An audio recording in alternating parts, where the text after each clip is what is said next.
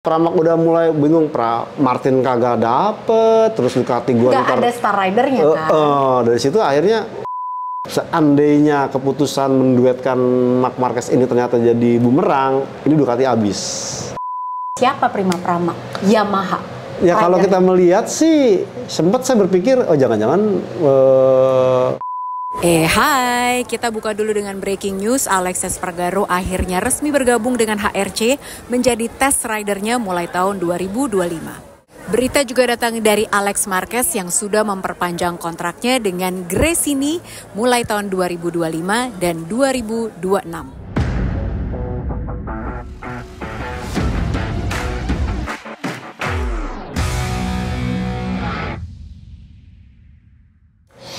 Hai, selamat datang di Pedok Talk. Gimana hari ini udah ditunggu-tunggu belum sih?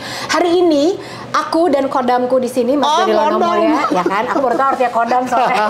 Takut lagi kodamnya, maksudnya ya kan? Ngeri juga kalau namanya arti aslinya sih. Jangan. Ini pokoknya pendamping ya di Pedok Talk. Jadi sebetulnya hari ini tuh hari yang ditunggu-tunggu Mas Joni. Betul. Kenapa? Karena satu, kita akan ngomongin review Assen kemarin yang seru juga sih, sebenarnya agak bosan, tapi ada hal yang menarik, banyak gosipnya. Terus yang paling penting lagi adalah hari ini kita akan mengumumkan siapa yang mendapatkan 100.000 subscriber ya? Giveaway. Iya. Di tanggal baru nih 1 Juli. Oh, iya benar. Selamat nonton Pak Polisi. Pak Polisi. Gitu. Kalau ada Pak Polisi yang nonton, Dirgahayu. Iya, kan? Terus udah gitu unboxing juga. Ada silver button. Belum aku buka loh. Jadi emang hari ini mau dibuka unboxing sama Mas Joni. Terus juga di depan Pedok Crew juga. Nah, tapi sekarang kita akan langsung mulai Pedok Talk hari ini dengan yang anget News Flash. Nah, di News Flash kali ini berita yang paling hangat adalah tentang Prima Pramac yang akhirnya sudah resmi bergabung dengan Yamaha. Nah, detailnya adalah Prima Pramac ini ternyata dikontrak 7 tahun. Nggak kaleng-kaleng tuh. Ya? Betul. 7 tahun. Jadi kan ini mau ada regulasi baru 2027. Betul. Artinya 2 tahun. Ini dengan regulasi yang sekarang, 5 tahun. Bentar yang baru. Yang ada regulasi baru. Ya. Termasuk katanya ada project untuk Moto2 juga. Iya. Iya kan? Betul. Jadi tuh nggak main-main. Terus kontrak ridernya akan langsung sama Yamaha. Terus dapat speknya YZR M1, spek pabrikan. Terbaru pokoknya, iya. Kalau yang tahun depan 2025 berarti 2025, seterusnya 2026. Jadi bukan istilahnya kayak kasus-kasus sebelumnya gitu yang motornya yang setahun sebelumnya. Jadi ini bener-bener sama kayak pabrikan gitu ya. Ya kalau saya lihat sih sebenarnya ini penebusan dosa Lin Jarvis. Karena dia kan tahun ini mau pensiun. Iya, katanya mau diumumin Senin ini loh pengganti. Betul, dia kan selama ini kan memang begitu sebenarnya otak, cuma kan pas kemudian kehilangan Valentino Rossi inilah yang membuat blunder Yamaha sehingga akhirnya sampai harus terseok-seok saat ini. Makanya dia kemudian memutuskan untuk bisa mempertahankan Quartararo, dan itu berhasil.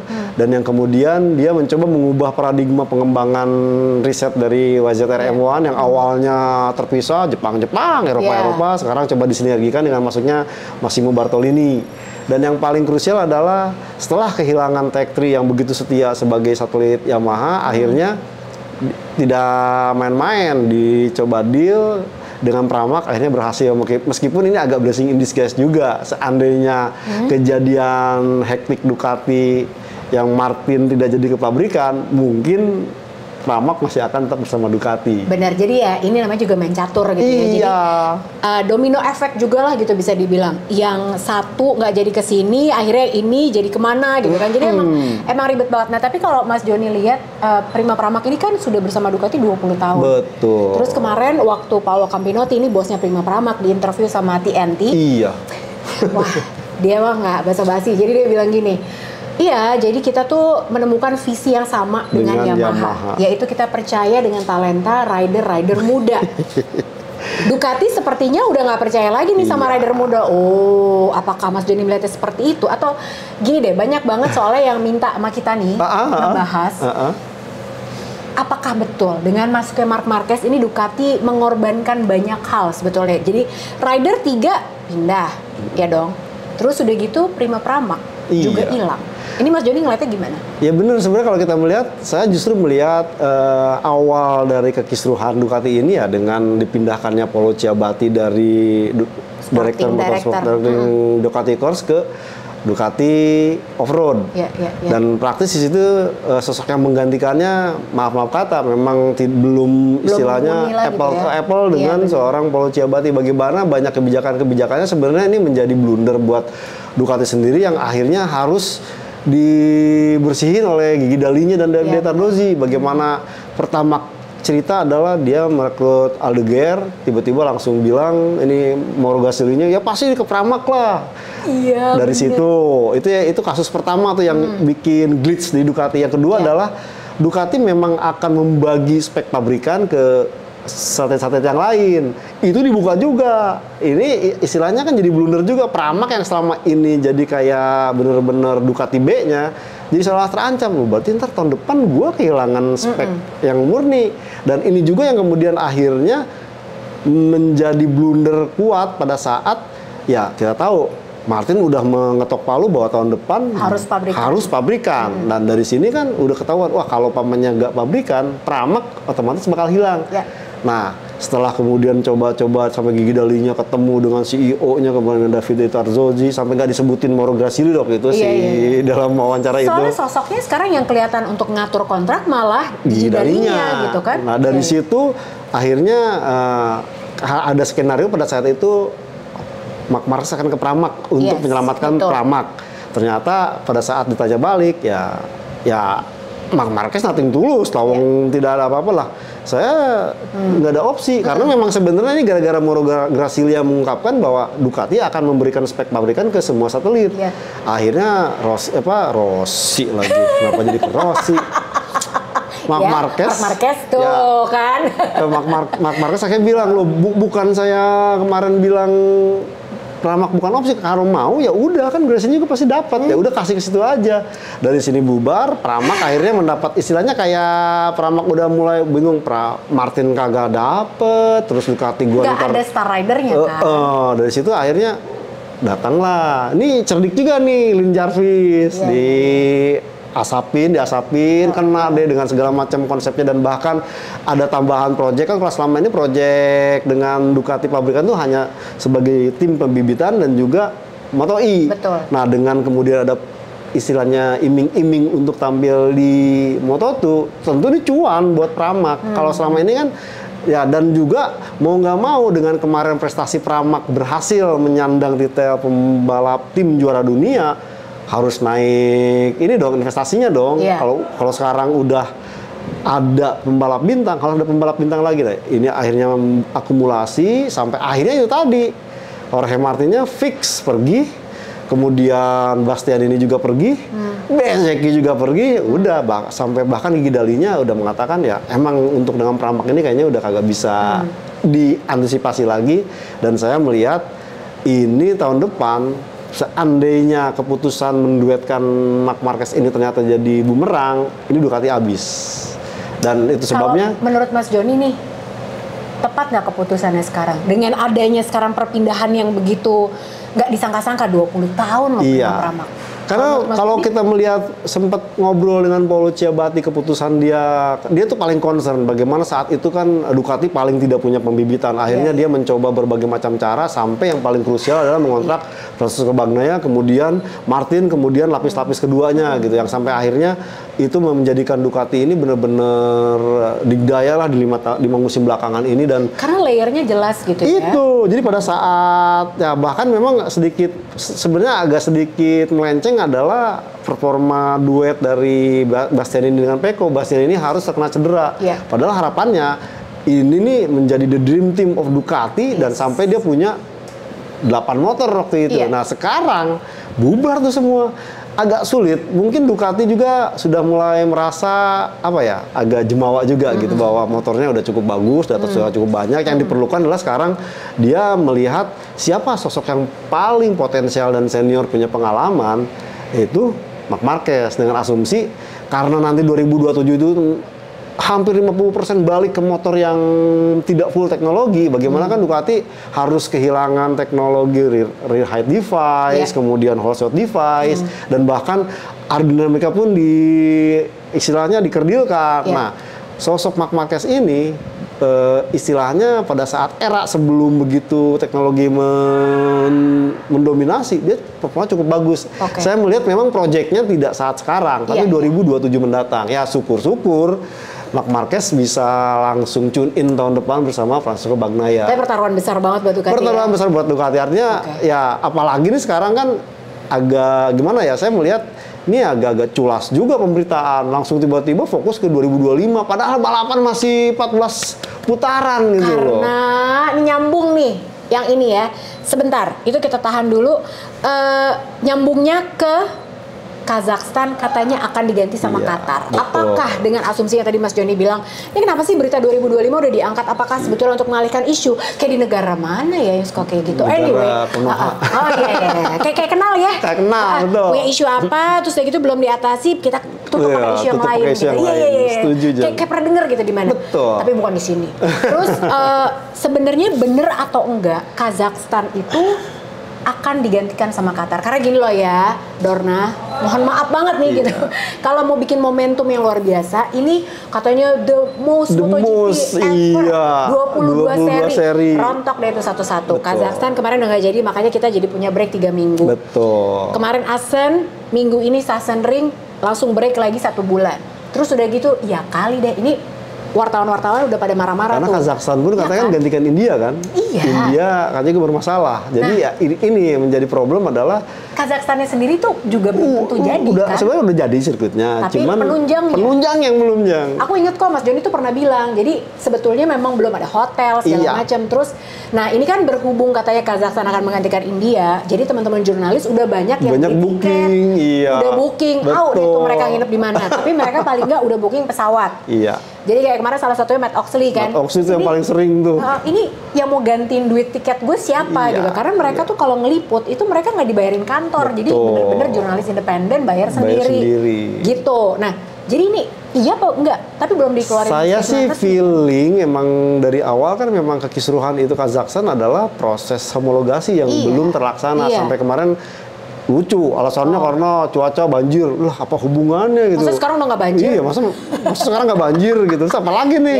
Dan bahkan ya santer juga nih informasi yang sempat beredar ya, karena Kazakhstan istilahnya memberikan tambahan waktu berupa ya nominalnya kita nggak tahu, ya akhirnya ini yang membuat Dorna oke deh kita tunggu. Oh, nyetornya lebih. Betul. Karena kan ini yang punyanya pribadi sebelumnya, jadi ya. Kenalin dong. Oh ya kan kita minta bayarin tapera kemarin ya. Betul. Jadi saya rasa ini seandainya, jadi buat Dorna pun jadi nggak jadi tidak masalah. Udah ada duitnya. Iya, duitnya udah ada. Jadi kalaupun mau si Kazakhstannya harus segera melakukan istilahnya homologasi yang rasanya ya mungkin sirkuit jadi gitu. Cuma tapi penunjangnya akomodasi, terus juga lapangan terbang mungkin dia bisa sediakan karena orang berada juga bisa bikin run off sendiri gitu. Tapi ya itu tadi akomodasinya kan. Enak bener. Ini sirkusnya banyak, ntar ada nggak cuman juga MotoGP, ada juga Moto2, ada Moto3 dan mungkin kalau mamanya Moto2 mau dimasukkan juga bisa. Jadi benar-benar harus menunggu dulu. Benar. Nah, terus sebagai penutup si segmen News Flash ini, kemarin waktu di Media Day hari Kamis, akhirnya kita pertama kalinya mendengarkan komentar rider-rider yang terlibat pemberitaan selama mini summer break kemarin. Salah satunya adalah Jorge Martin. Aku jujur pas nonton press con-nya, dia jujur banget ya. Jadi dia bilang, jadi kenapa? Apa yang terjadi sebenarnya? Kenapa akhirnya kamu memilih untuk ke Aprilia? Jadi dia bilang gitu, dia jujur banget. Ya, aku juga nggak tahu kenapa. Pokoknya ada seseorang. Dia udah sebut seseorang loh, bukan something, bukan sesuatu gitu loh. Bukan there is someone. Ada seseorang yang membuat Ducati berubah pikiran. Dia bilang, dan ya udah. Ternyata emang nggak mungkin gue berada di pabrikan Ducati. Betul. Jadi ini juga yang tadi nyambung kayak Mas Joni bilang ya. Ini benar-benar mengacak-ngacak apa yang menjadi pembibitan Ducati. Jadi ada rider-rider muda segala macam. Makanya Paolo Campinotti juga bilang gitu ya, Ducati kayaknya udah nggak percaya nih sama rider muda gitu kan ya. Tapi simpati sih. Aku jadi kasihan gitu ngeliat Jorge Martin karena ya dia mau ngebuktiin apa lagi. Betul. Ya kan? Makanya Jorge Martin bawa plat nomor 1 ke Aprilia, oke? Jangan kemana-mana, abis ini kita balik lagi, kita lanjut ngomongin tentang Asen. kembali lagi di Pedok Talk. Pastiin kalian nonton episode ini sampai habis karena nanti aku akan segera mengundi siapa yang dapat giveaway-nya, Mas Joni. Giveaway now. Belum ada yang tahu juga, ntar kita kasih lagunya. Nggak ada yang tahu, Mas Joni. Jadi tadinya tuh aku mau ngasih buat satu orang dapat banyak. Tapi gitu. kan yang nge-share tuh banyak ya, jadi kita bagi-bagi aja hadiahnya. Jadi kan ada 3 pemenang tuh kan, ya jadi menyenangkan. Nah, kita ngomongin soal Dutch GP di Assen kemarin. Nah, yang paling menarik adalah salah satunya Yamaha yang punya mesin baru. Iya. Tapi meskipun demikian, Fabio Quartararo juga bilang bahwa ya enak sih mesinnya ini. Mereka coba di Valencia kemarin. Valencia, tapi bukan di sirkuit Assen. Bukan. Betul. Memang membantu turning, membantu agility juga. Tapi memang dengan Yamaha yang baru ini emang beda ya. Jadi nggak lincah gitu. Betul. Iya kan? Betul. Emang kelihatan kok kalau misalnya kita lihat Fabio Quartararo, lihat Alex Rins deh. Iya. Itu tuh masih kaku. Masih kaku. Gitu. Jadi kayak overpower dan elektroniknya emang belum ketemu. Belum ketemu. Targetnya pun mereka sebenarnya bukan podium, tapi paling tinggi nih P5, P6 udah alhamdulillah katanya. Enggak, dia nggak bilang alhamdulillah. Malas dong Fabio Quartararo. Ya kan? Terus yang paling berkesan juga dari hari Jumat yang nggak biasa-biasanya adalah Pecco Bagnaia yang menjadi paling puncak.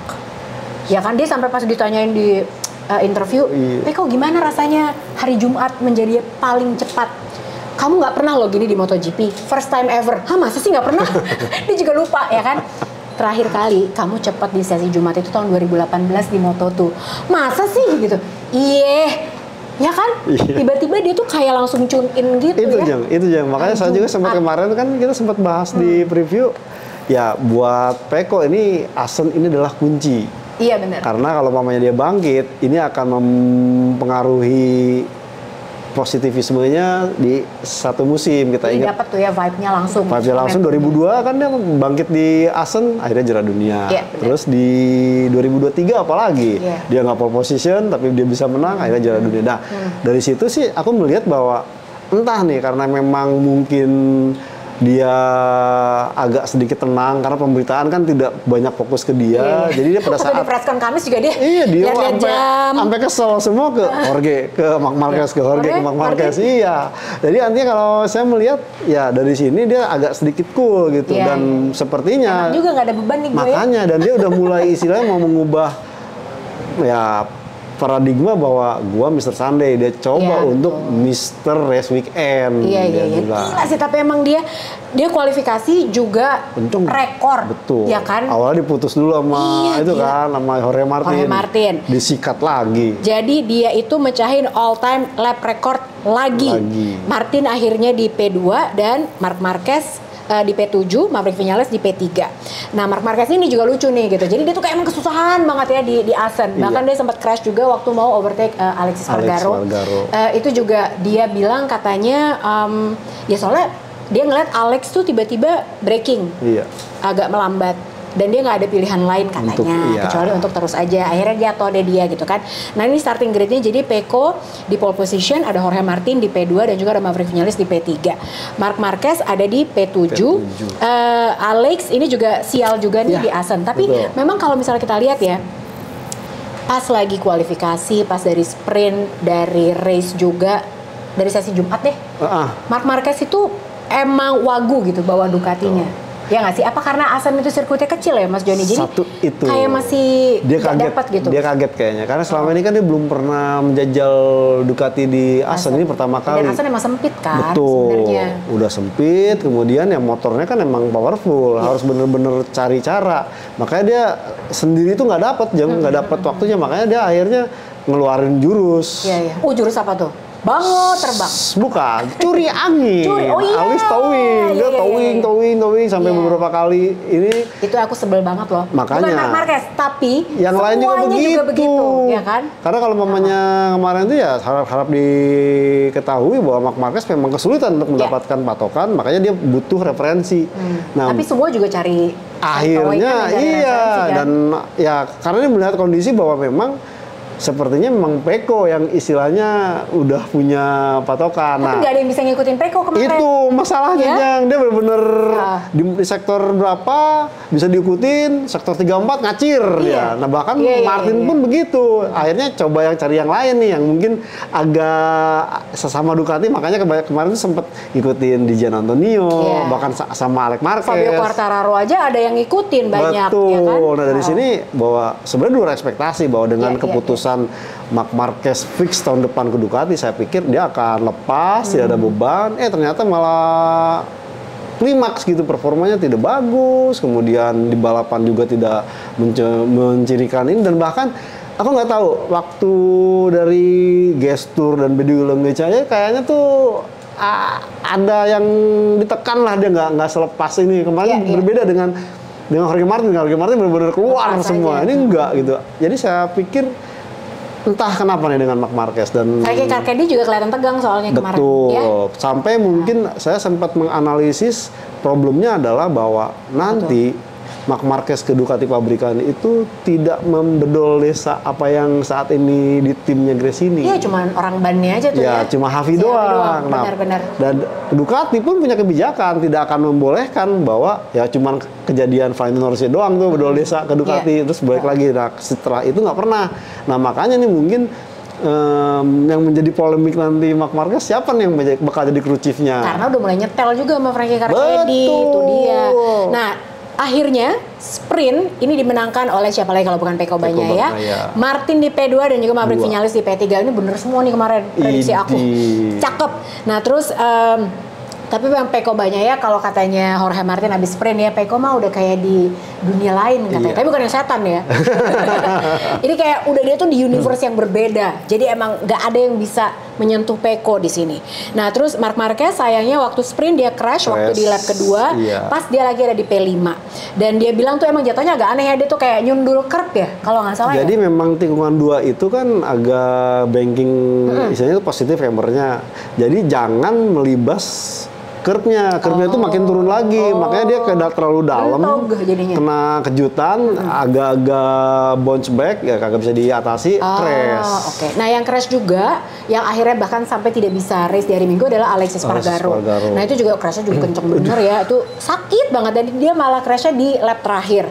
Terus Rins juga sayangnya juga crash juga kan? Crash juga dia, dan cuman masih bisa inilah, tidak terlalu parah crashnya. Aku deg-degan banget loh kemarin sebenarnya ngeliatin ya kan. Dan dia cuma sendirian dan bukan karena terlibat insiden atau apa. Iya benar-benar. Nah terus Luca Marini kemarin juga mengalami technical issue, terus yang jadi di NFD ya kan. Nah Jorge Martin ternyata setelah sprint selesai dia mendapatkan penalti. Nah itu kocak tuh. Dapat 3 grade. Jadi ini bukan gara-gara sama Jack Miller ya, banyak yang nganggap gara-gara Jack Miller, tapi ini sama Raul Fernandez. Sama sebenarnya aku pikir ya sebenarnya di saat itu kalau mau mutusin langsung aja putusin gitu loh, bahwa lu emang salah. Ini kan enggak. Entarnya. Itulah. Jadi sampai Jorge Martin kan sempat menjelaskan strateginya untuk balapan. Ya gue akan mikir di start dari 2 gimana posisinya. Kan dengan ada keputusan itu jadi mikir lagi tuh. Nah jadi ya ini tuh sebenarnya kemarin pas banget. Kemarin tuh Mas Jody nonton F1 nggak? Enggak lah, lagi di jalan. Iya betul. Kemarin seru banget di Red Bull Ring. Nah kemarin itu ada kejadian. Ini berhubungan sama Film Stewart. Aku bukan mau ngajarin F1 bukan. Sumpah janji. Tapi ini bener banget karena aku dengerin komentatornya gitu kan. Jadi kemarin itu kejadian antara Max Verstappen sama Lando Norris. Terus mereka mepet-mepet segala macam gitu kan. Kalau aku sih senang aja ngeliat mereka berantem. Aku bodo amat mau menang, Verstappen mau Norris kayak gitu. Terus akhirnya kan nunggu keputusan dari Stewart. Nah si komentator ini bilang jangan sampai hasil dari race ini ditentukan di meja Stewart. Sekarang dong. Itu yang sebenarnya kita pengen juga ya. Makanya berkaitan sama yang Jorge Martin tadi, harusnya memang ditentukan saat itu juga apa yang akan terjadi. Nah, alhamdulillahnya nih si F1 bener langsung langsung Verstappen dapat penalti. Ya kan, Lando Norris juga dapat penalti. Terus ya udah, abis itu mereka mau berantem terserah. Pokoknya tapi tidak menentukan hasil balapan. Begitu ceritanya Bapak dan Ibu. Tapi ya kalau kalian mau lihat F1 tadi malam itu seru banget. Aku tuh sampai ketawa-ketawa, tumben nih, nggak bosen. Biasanya kan Wilhelmus, tapi enggak ternyata. Nah, terus kita sekarang akan break dulu, kita akan lanjut dengan ngomongin tentang race di hari Minggu.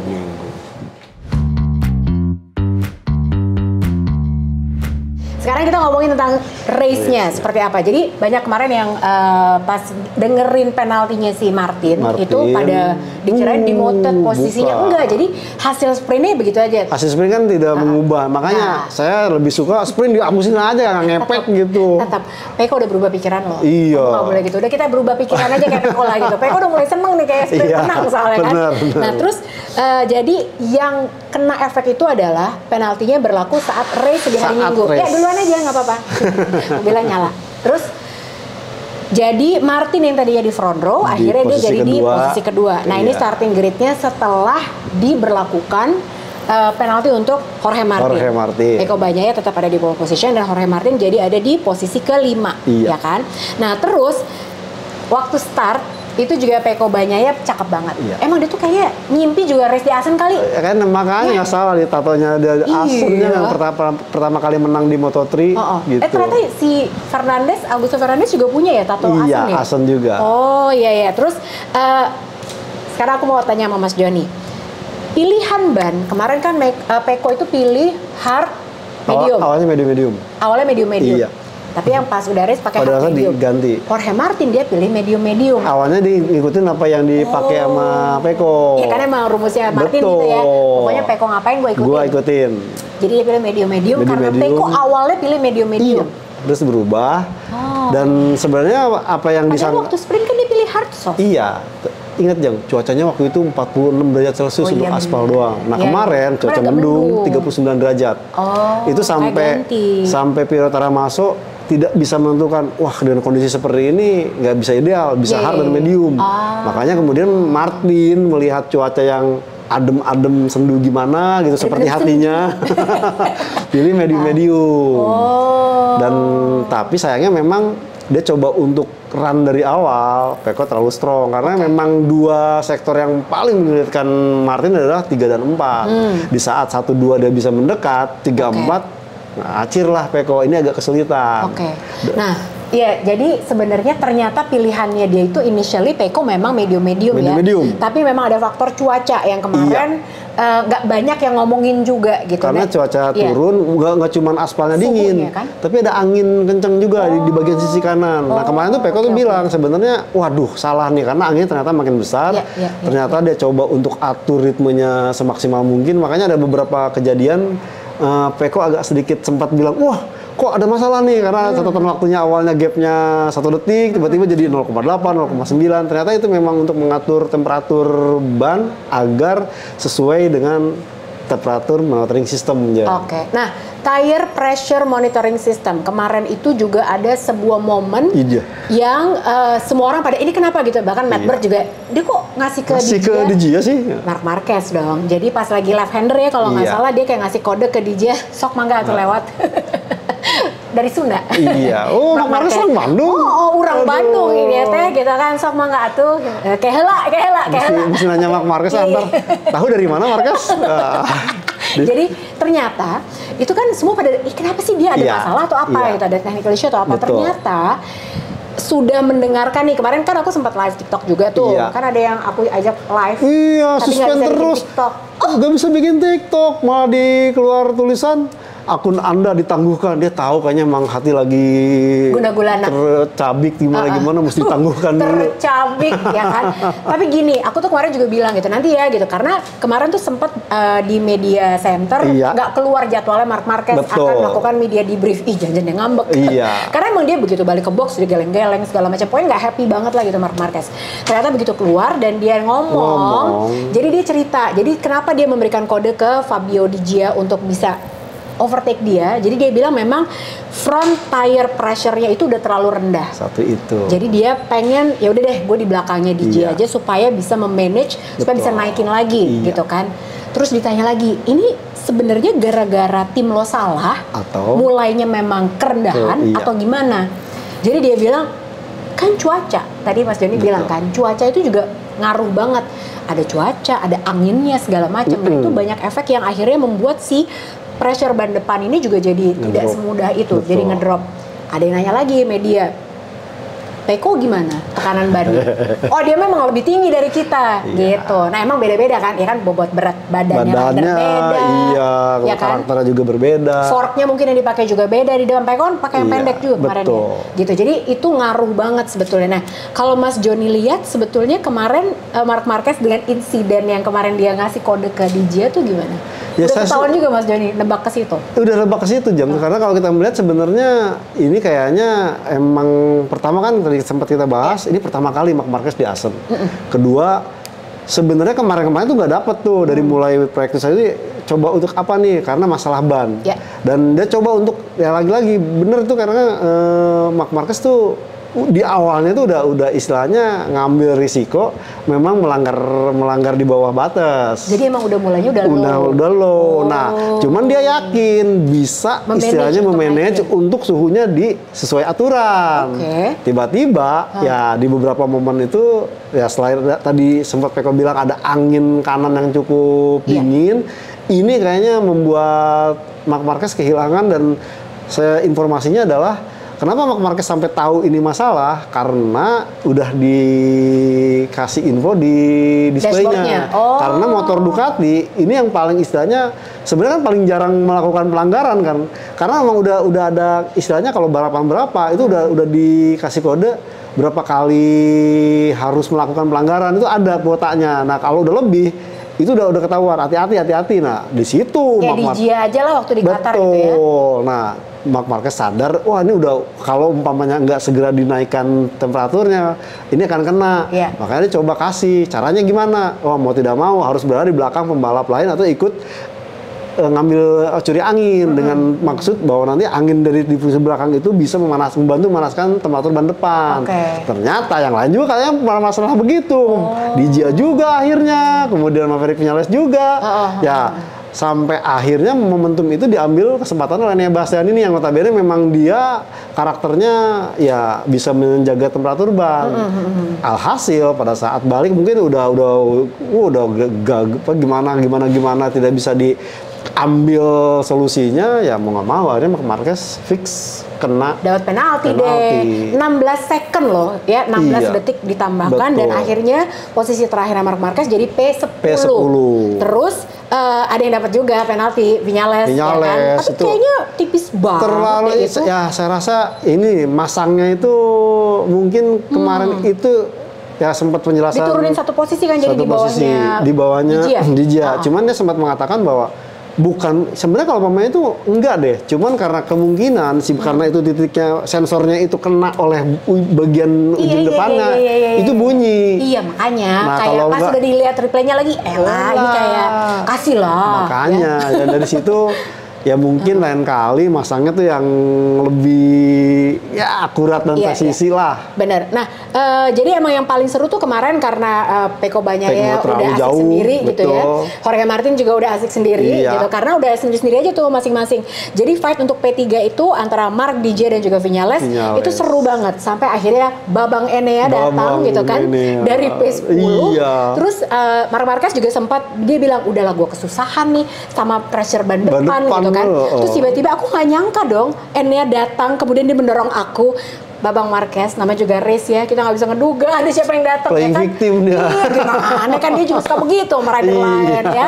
Jadi jangan disalahin Enea-nya, tapi Enea luar biasa banget itu karena setuju nggak kalau Mas Joni dibilang Enea itu ada tire whisperer atau cuma emang telat panas aja? Sebenarnya emang dia pada saat posisinya pertama tahun lalu sebagai pembalap pabrikan kan dia bareng dengan ex crew chief-nya Andrea Dovizioso dan itu kayak klop banget gitu loh masuk sehingga akhirnya karakter Andrea Dovizioso itu langsung bisa diikuti oleh Enea Bastianini. Agak mirip sih. Sayangnya Albixnya kan pindah ke KTM. Nah dia berubah lagi bersama Marco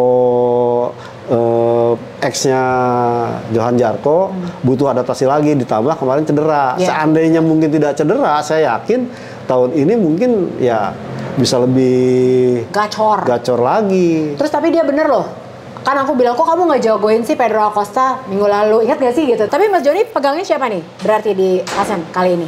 Saya melihat nih 3 pembalap ini sih.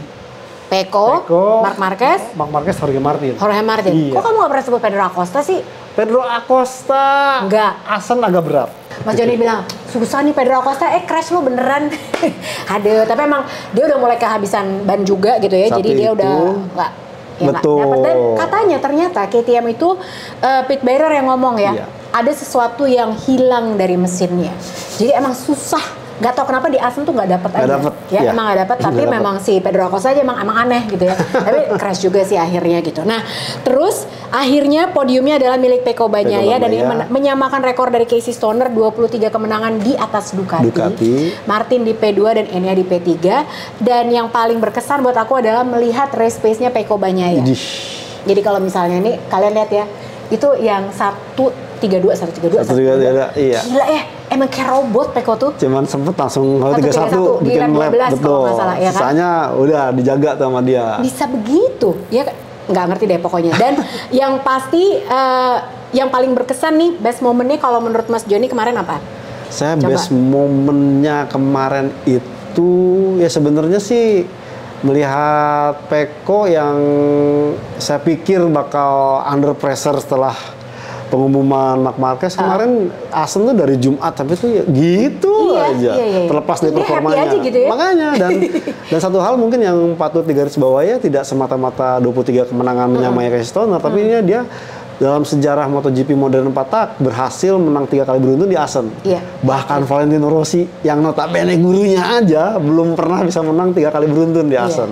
Boleh terbanyak 8 kali, tapi ini muridnya lebih spesial. 3 kali beruntun, dan yang bisa yang menyamainya tuh itu di era 2 tak, Michael Duhan. Jadi ya udah angkatan jebot babe gue. Tapi emang menarik ya, maksud aku gini, dengan gonjang-ganjing 2025 ini sebetulnya Pecco Bagnaia mentalitinya justru berubah, dia malah lebih rileks. Betul. Bukan dia jadi tegang karena akan ada Marc Marquez yang menjadi satu timnya dia tahun depan. Tapi dia malah kebalik, kemarin malah Marc Marquez yang lebih tegang kelihatannya. Tapi mungkin beda, ntar bisa Sandring. Ya itu sih, makanya kemarin tuh aku melihat bahwa Jorge Martin pun main aman. Karena dia tidak kehilangan banyak poin, saat ini aja masih 10 jarak poinnya dengan Francesco Bagnaia. Dia akan balas di Sachsenring. Oke, jadi Mas Joni momennya adalah Pecco Bagnaia. Di Asen. Di seluruh race weekend. Seluruh race weekend. Kalau aku juga lebih spesifiknya podiumnya kemarin. Rasa F1. Aku ingat banget kalau nggak salah ya, itu di Sao Paulo atau di mana sih? Betul, ada ingat nggak? Meksiko. Dinaikin motor kan? pemenangnya. Tapi itu pokoknya pas aku ngelihat kemarin podiumnya, kok ada mukanya? Pertama kan Enea Bastianini, ada layarnya di belakang. Ini Pecco kemana? Aku sempat nyari. Oh, kemana Pecco? Kayak gitu, Martin ada mukanya gitu. Kan itu F1 banget sebenarnya ya kan. Begitu Pecco Bagnaia langsung. Wah, dari bawah. Wah, ini F1 banget ya. Tapi sejauh ini podium di Asen paling berkesan menurut aku. Keren banget sih. Bagus. Udah mulai kelihatan nih sentuhan Liberty Medianya. Iya kan. Tapi akhir pekan ini kita akan menyaksikan live race untuk di Sachsenring. Tapi sebelum kita tutup abis ini nih, soalnya kan kita mau unboxing. Tapi aku mau tanya dulu, tadi ada yang kelupaan. Apa, jadi siapa Prima Pramac? Yamaha. Ya kalau kita melihat sih, sempat saya berpikir, jangan-jangan Franco Morbidelli, tapi masa iya trilogi ke Yamaha lagi. Kata Franco Yamaha, udah jangan kejar aku. Cuman sepertinya mungkin dia akan diselamatkan oleh VR46. Sepertinya Marco Bezzecchi mungkin ya. Betul, Marco Bezzecchi, dan kemungkinan dengan Pramac nggak ada, ya pasti Fermin Aldeguer tuh. Semaknya sama VR ya. Nah, terus Pramacnya ini mungkin bisa saja nih Fabio Di Giannantonio. Masa? Karena ya kalau kita melihat sebenarnya kan belum ada istilahnya nilai negatif Yamaha di pikiran Fabio Di Giannantonio, baik juga di pihak Yamaha. Kalau Franco Morbidelli udah mengalami susah nih, ntar gimana nih gitu, apalagi yang lain. Dan kemungkinan ya kalau umpamanya Trackhouse bisa aja, bisa siapa? Miguel Oliveira atau mungkin, tapi kemungkinan sih ya Miguel Oliveira, kan kalau lihat performanya kurang begitu oke. Sementara Fernandez yang juga muda, mungkin harapannya bisa nanti ditandemkan ya mungkin Joe Robert. Nah, iya. Nah, Gresini ini fix kan Alex Marquez. Nah, tinggal nih Gresini ini cari yang siapanya nih kalian nih. Iya, benar. Aduh, tapi kemarin memang bukan harinya Wilhelmus ya, karena kemarin Moto2 juga seru banget, Ortola sama Colin Veyer ya. Itu kayak tipis banget ya, tapi dia menggagalkan Ortola Wilhelmus berkumandang di SM. 0,012. Asli gila banget ya. Ini kita sekarang break dulu, Mas Joni. Abis ini kita unboxing yuk. Aduh, hari ini tuh ya. Hari ini aku tunggu-tunggu banget loh, Mas Joni. Jadi, ini akhirnya datang. Ini belum aku buka, ini baru aku buka sealnya doang. Baru aja nih, bener kan lihat? Iya. Jadi ini akhirnya udah sampai. Dan ini berkat kalian semua nih, Pedokrin, berkat Mas Joni juga. Nggak mungkin ini bisa kejadian kalau bukan gara-gara Mas Joni. Kan Hatur nuhun, ya kan? Pedokru semua nih. Ya, Pedokru sih, Pedokru. Iya dong. Rame. Ini kita buka ya. Aku tuh bener-bener nggak tahu kayak apa. Jadi ini kita berapa lama Mas Joni? Pedoktok tuh udah lama ya? Udah lama. Ya Allah, dari on off sampai akhirnya bisa lebih konsisten gitu kan. Jadi nih ada, do you remember your first subscriber? Nih ada surat cinta nih. Dari YouTube, your 100 atau yang ke 1000 gitu. Pasti iya, tapi kamu pasti akan ingat saat kamu mencapai 100.000 subscriber. Katanya gitu, ditanda tangan sama Neil Mohan, YouTube CEO gitu. Dapat congratulations juga. Nah, terus ini dia nih, jeng Mas Joni. Wow, tara, ini dia. Jadi ada, nggak apa-apa Mas Joni, terima kasih banyak. Presented to Pak Dr. Lucy Wiryono for passing 100,000 subscriber. Alhamdulillah. Terima kasih banyak. Kita buka. Abis ini soalnya susah. 1 juta. Jadi subscribernya panjang dan jauh. Aku giveaway-nya ini aja deh 100.000 aja gitu kan. Mas Joni silakan dipegang. Alhamdulillah agak kotor. Ya, ini ada terima kasih banyak. Bangga loh aku. Kita bisa nyampe ke sini ya. Alhamdulillah. Nah, sekarang ini kita singkirkan dulu. Terus sebagai tanda terima kasih kita nih di sini. Jadi kan ini semua tidak akan terima kasihku ku ucapkan. Bukan ya? Kenapa sih referensinya? Sekarang tuh apa yang lagi heboh? Sabrina Carpenter gitu. Nggak tahu kan Sabrina Carpenter kan? Terus jadi gini, aku tuh kan pengen bikin giveaway kan waktu itu. Jadi yang pertama adalah ini nih, udah ada kali 2 tahun ya? Iya. Ini kita simpan. Dari masih nomor 63 loh. Sampai dia belum jadi juara dunia ya kan? Belum 3. Jadi ini hadiah yang pertama adalah t-shirtnya Peko Banyaya yang aku beli langsung di MotoGP store. Dan ininya udah mahal, padahal kaos doang ya. Ini pokoknya hampir 1 juta. Belum pajaknya ya? Pajaknya hampir 1 juta juga. Jadi 2 juta lah gitu. Nih, ini official Peko 63. Ini pokoknya kaos. Jadi waktu itu aku beli antara Fabio Quartararo sama Peko Banyaya. Tapi karena yang jadi juara dunia waktu itu Peko Banyaya, jadi ya udah kita kasihnya yang ini, yang Fabio Quartararo aku pakai. Gitu. Nah, jadi ini ya yang pertama. Terus ada juga ini support dari Ducati Indonesia. Ada juga hadiahnya yaitu topi Ducati Corse. Tuh, ini buat ke Mandalika ntar dipakai ya kan. Ini official juga. Ini juga mahal. Mahal loh. Satu lagi, jadi aku punya 3 hadiah. Mantap. Ini buat dibaginya buat satu orang apa? Buat beberapa orang? Oh, buat 3 orang tuh. Tadinya mau 1, kita kasih 3. Iya. Cuma berhubung yang suka share Pedoktok ini banyak. Jadi ya udah satu-satu deh, ya kan, biar semua ngerasain. Satu lagi, ini aku punya tanda tangannya. Siapa coba tebak? Wah, aku sih taunya ini siapa 20 nih. Berarti Fabio Quartararo dan ini Franco Morbidelli. Jadi Frankie Says Relax dan juga Fabio Quartararo ini tanda tangannya waktu mereka datang ke Jakarta. Waktu tim launch ya kan. Jadi kan kita ketemu waktu itu pas main lapor Pak. Jadi dia gue suruh tanda tangan, dia tanda tangan gitu. Jadi ini bisa buat kalian, nggak aku bingkai juga. Jadi kalian, ini buat kalian aja deh pokoknya ya. Dibingkai masing-masing aja sesuai dengan selera. Jadi sekarang mau digambar sendiri juga nggak apa-apa kan, bisa. Oh boleh, boleh dong. Jadi sekarang kita akan langsung mengundi aja siapa aja. Jadi inilah yang pertama yang mendapatkan t-shirt dari Peko Banyaya. Stop dulu. Mas Joni. Yang pertama, Mas Joni pencet spin. Bismillahirrahmanirrahim. Ini adalah yang buat dapat t-shirtnya Peko Banyaya. Langsung. Deng deng deng deng deng deng deng deng. Wah, Claudia Quartararo. Dapatnya malah t-shirt Peko Banyaya. Ya kan? Nah, ini yang kedua adalah yang topi. Oke. Kalau mau tukeran hadiah terserah ya, siapa tahu kalau dia Quartararo pengen dapat tanda tangan di Quartararo. Lu janjian aja. Oke, Mas Joni, lanjut. 1, 2, 3. Oke, deng deng deng deng deng deng deng deng deng deng deng deng deng deng deng deng deng deng deng. Widih, ini emang fansnya Peko banget nih Tika Laguna. Oke Tika, selamat. Selamat Tika. Soalnya dia sering banget ngediam aku juga kan. Oh gitu. Oke, dapat topi. Nah sekarang tanda tangannya Fabio Quartararo dan Franco Morbidelli. Yang terakhir, silakan Mas Joni. Terakhir, 1, 2, 3. Oke. Ding ding ding ding ding ding ding ding ding ding ding ding. Wih, F. Ellis 93. Ini mah fansnya Marc Marquez pasti, ya kan? 93. Selamat buat bukannya angkatan 93 kali. Oh iya, siapa tahu. Agak jarang sih ya orang pakai motor MotoGP terus pakai angkatan 93 ya kan. Terima kasih banyak. Jangan lupa buat akhir pekan ini kita akan ada Sachsenring. Prediksinya Marc Marquez nggak?